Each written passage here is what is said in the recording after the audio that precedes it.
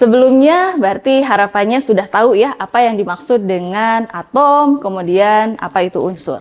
Nah sekarang bagaimana kalau kita susun unsur-unsur tersebut dalam suatu susunan tertentu? Apa yang akan kita peroleh?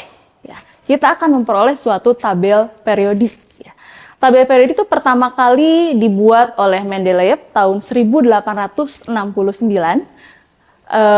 Pada waktu itu, ia menyusun unsur-unsur berdasarkan kemiripan sifat dan juga berdasarkan kenaikan nomor masanya. Dan hebatnya, ia menyisakan bagian-bagian kosong di dalam tabel tersebut untuk unsur-unsur yang memang belum ditemukan pada waktu itu. Dan ternyata benar, di kemudian hari, di tahun-tahun berikutnya, akhirnya bagian-bagian kosong dalam tabel periodik tersebut akhirnya terisi. Nah, saat ini, inilah tabel periodik yang kita miliki. Kita punya 18 kolom, di mana kolom itu kita sebut sebagai golongan. Apa makna dari golongan? Kalau kita punya unsur dalam satu golongan, artinya unsur-unsur tersebut memiliki sifat kimia yang mirip. Nah, golongan ini juga ada nama-nama yang biasa kita kenal. Contohnya, golongan 1 kita sebut sebagai golongan alkali.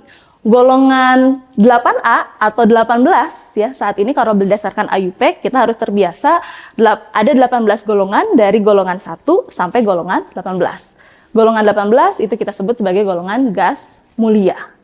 Jadi dalam satu golongan unsur-unsur tersebut memiliki sifat kimia yang mirip. Lalu kita punya baris yang kita sebut sebagai periode. Apa makna dari periode tersebut?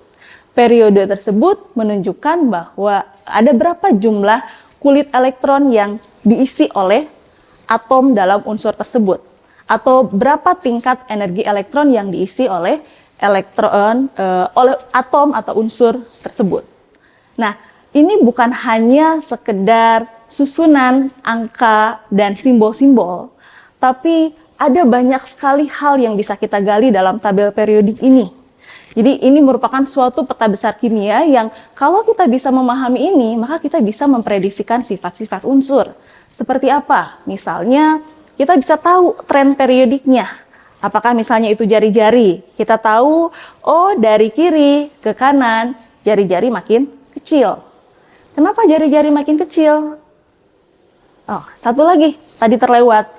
Kalau dulu Mendeleev menyusun berdasarkan kenaikan nomor massa, di tabel periodik yang kita miliki saat ini, yang saat ini terdiri dari 118 unsur, tabel periodik itu disusun berdasarkan kenaikan nomor atom, ya. Jadi dari 1 sampai 118. Nah, kita ambil misalnya satu periode, di periode ke-4 misalnya.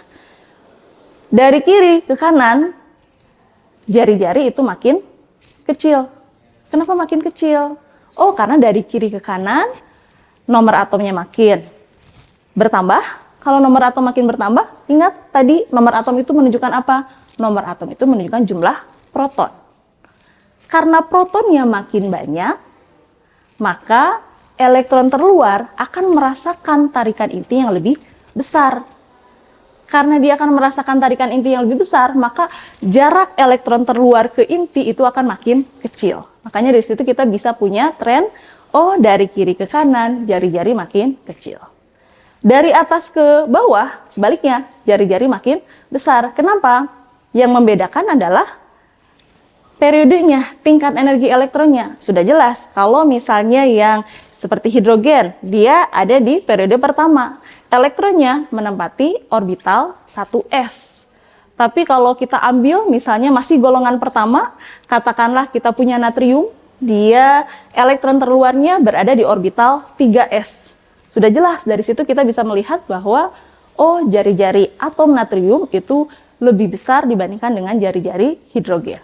Ya, ada banyak hal yang bisa kita gali dari tabel periodik, bukan hanya sifat jari-jari, tapi kita juga bisa lihat bagaimana tren afinitas elektron, tren energi ionisasi. Nah, dari situ kita bisa memahami bahwa bagaimana atom-atom tersebut kita temukan dalam kehidupan sehari-hari. Karena pada kenyataannya, atom-atom itu tidak stabil berdiri sendiri. Atom-atom itu cenderung membentuk apakah itu awalnya membentuk ion, lalu nanti dari ion membentuk senyawa ion, atau atom-atom bergabung bisa membentuk suatu molekul.